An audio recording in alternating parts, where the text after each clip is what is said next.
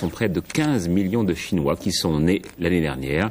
On arrive donc aujourd'hui à un chiffre au total d'un milliard 15 410 000 Chinois. Vous voyez comment on réussit à être quand même précis là-bas malgré les quantités. À Pékin, pas un cycliste ne lève la tête lorsqu'il croise cet immense panneau de propagande recommandant aux couples de ne faire qu'un seul enfant.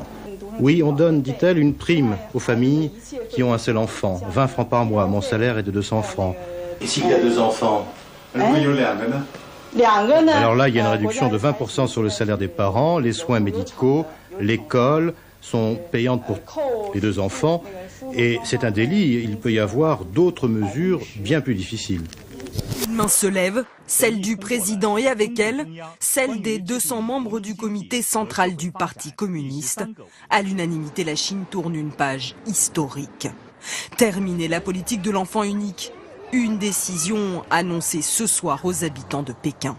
Si l'on peut désormais avoir 2 enfants en Chine, interdiction d'en avoir 3.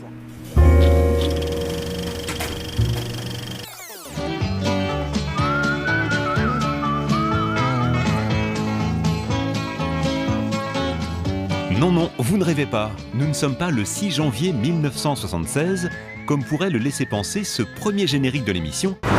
Ce rendez-vous incontournable a été créé par Jean-Pierre Hutin.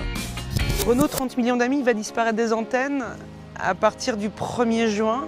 Une fois de plus, écœuré par le comportement des patrons de chaîne qui éliminent les animateurs parce ils touchent pas les jeunes, parce qu'ils sont trop vieux, parce que l'émission a assez duré. Au bout de 40 ans, ils commencent à se dire « Oh, bon, on va supprimer ça. » Alors c'était une institution, cette émission.